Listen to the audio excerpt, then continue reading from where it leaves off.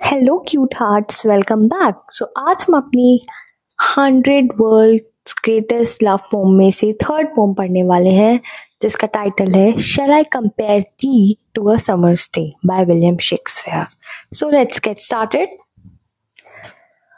इस पोम को सोनेट 18 के नाम से भी जाना जाता है, राइट? अब ये जो पोम लिखी गई है शेक्सपियर ने लिखी है, बट हम इसको अपने बिलव्ड को डेडिकेट कर रहे हैं। हम ऐसे सोचकर ही इसे पढ़ेंगे। Okay, so let's get started. Shall I compare thee to a summer's day. अगर हम इंडिया में देखें और हम बोले कि तुम एक समर डे जैसे हो, so that would look like a pasty. ऐसा लगेगा कि हम उन्हें बोलना चाह रहे हैं तुम गर्म दिमाग वाले हो। बट हमारे पोइट जो है वो एक ठंड वाले इलाके में रहते थे, जहाँ पर गर्मी होती ही नहीं थी। तो जब गर्मी होती थी थोड़ी बहुत, वो उनके लिए best time of the year होता था। So according to poet that's a compliment जो कि वो अपने बिलव्ड को दे रहे हैं। ऐसे यहाँ पे हम कुछ और इंडियंस कुछ और सोच सकते हैं, अपनी बेस्ट फेवरेट चीज से भी ऊपर रख सकते हैं अपने बिलव्ड को। यहाँ पर शेक्सपियर को बहुत अच्छा लगता है समर टाइम, एंड वो उस समर टाइम से भी ऊपर रख रहे हैं अपने बिलव्ड को। Okay, shall I compare thee to a summer's day. क्या मैं तुम्हें एक समर वाले दिन से कंपेयर करूं? वो क्वेश्चन पूछते हैं। अब वो आगे की लाइंस में खुद ही आंसर देते हैं। Thou art more lovely and more temperate. No no no, मैं तुम्हें समर वाले डे से कंपेयर नहीं कर सकता, क्योंकि तुम तो एक आर्ट हो। आर्ट जो कि बहुत ही इमेजिनेशन, क्रिएशन, क्रिएटिविटी से बनाई जाती है। तुम तो वो हो, बहुत लवली हो और बहुत टेम्परेट हो, बैलेंस्ड, हार्मोनियस हो। तुम तो तुम्हें नहीं कर सकते हम कंपेयर समर डे से। अब क्यों नहीं कर सकते? Rough winds do shake the darling birds of me. जो समर की विंड्स होती हैं बहुत अच्छी होती हैं, बहुत सुहाना मौसम होता है, बट कभी कभी जो उसकी रफ विंड्स होती हैं वो मई में जो बर्ड्स, छोटे छोटे बर्ड्स होते हैं, वो उनको भी शेक कर देती है। बट तुम तो ऐसी नहीं हो, तुम तो बहुत मॉडरेट, बहुत बैलेंस्ड, बहुत हार्मोनियस हो यार। I can't compare you to a summer's day. And summer's lease hath all too short a date. And जो समर होती है ना, वो एक छोटे से टाइम पीरियड के लिए आती है, लीज पे आती है वो। ऐसा होता है ना, रेंट पे कोई रहने आ जाता है, बिल्कुल ऐसे रहने आती है वो, और उसके बाद वो चली जाती है। बट तुम ऐसी थोड़ी हो, तुम तो हमेशा के लिए हो। You are ever lasting beauty.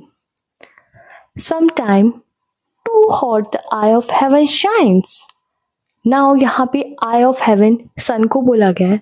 आपने देखा होगा बचपन में जब भी हम बस में जाते थे या कार में जाते थे, हम देखते थे कि सन हमारे साथ चल रहा है या मून हमारे साथ चल रहा है। सो वही होता है कि वो हमेशा हमारे साथ चल रहे हैं, एक नजर गड़ाए रहते हैं हम पर, समथिंग लाइक दैट।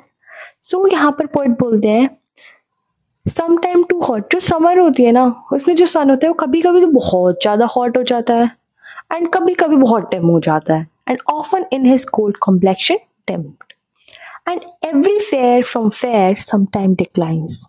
अब इससे पहले जैसे समर में बोला कि समर में सन बहुत अच्छा होता है, बट सन की भी उन्होंने नुक्स निकाल लिए। उन्होंने बोल दिया कि सन यहाँ तो कभी कभी बहुत ज्यादा शाइन करता है, कभी कभी बहुत डिम हो जाता है।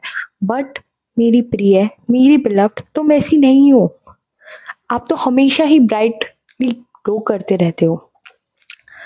एंड ऐसे बोलते हैं ना, चांद में भी दाग होता है बट तुम में नहीं है कोई, something like that. And every fair from fair sometime declines. अब एक अच्छे से अच्छी चीज भी ना एक दिन डिक्लाइन हो ही जाती है। बोलते हैं ना, अगर कोई चीज पैदा हुई तो उसका मरना भी तय होता है। सो पॉइंट ऐसे बोलते हैं कि fair from fair sometime declines. गोरे रंग पे इतना गुमान ना कर, वो तो दिन में दो दिन में ढल जाएगा। सो पोइट बोलते हैं कि सारी चीज जो भी है उसको एक ना एक दिन जाना है, बट कैसे जाना है? कुछ चीजें जो होंगी बाई चांस चली जाएंगी, जैसे कि ह्यूमन होता है, कुछ लोग होते हैं टाइमली डेथ हो जाती है जिनकी, राइट, नेचर के साथ। कुछ लोगों को एक्सीडेंट या फिर ऐसी डिजीज से जाना पड़ता है। सो जाना तो एक ना एक दिन सबको है, बट कैसे जाना है वो डिफरेंट है। बट यहाँ पर पोइट बोलते हैं but thy eternal summer shall not fade. पर तुम्हारी जो अंदर की समर है, ब्यूटी है, वो, यहाँ पर हमने पहले समर के नुक्स निकाले, यहाँ पे अगेन यहाँ पे समर वर्ड यूज किया है, बट ये समर वर्ड उस समर के लिए नहीं है। यहाँ पे पोएट बोलते हैं जो तुम्हारी समर है, जो तुम्हारी सुंदरता, तुम्हारी ब्यूटी है, वो कभी फेड नहीं होगी। और नो लूज पोजीशन, और ना तुम जो है अपनी ब्यूटी पे कभी अपना राइट खोगी, और ना डेथ तुमसे तुम्हारी ये चीज ले सकती है। अब हमने बोला कि सारी चीजें चली जाती हैं, जो चीज आई है उसकी डेथ होती ही है, डीके तो इनएविटेबल होता है। फिर पोइट यहाँ पे ये बात क्यों कह रहे हैं? पोइट अपनी पोइट्री को ग्लोरीफाई कर रहे हैं, और अब वो बोल रहे हैं जिसका किसी के पास सॉल्यूशन नहीं है, उसका सॉल्यूशन मेरे पास है। अब कैसे?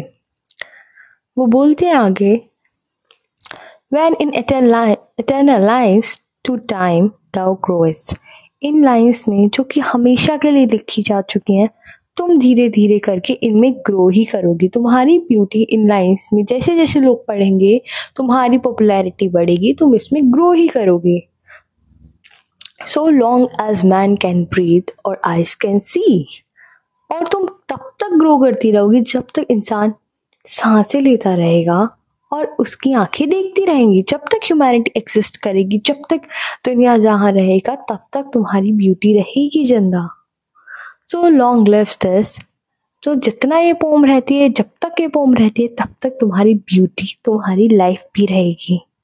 That's a very beautiful poem written by Shakespeare. बोला जाता है, वैसे ये तो हमने अपने बिलव्ड को सोच सोच के हमने डिफाइन कर दिया पोम को, बट बोला जाता है कि शेक्सपियर ने ये पोम अपने बॉय विलियम हार्बर्ट के लिए लिखी, जिसको अर्ल ऑफ साउथहैम्पटन भी बोला जाता है, उनको एड्रेस करी basically. Okay, that's all for today. Thank you and see you in next video, and do subscribe to the channel.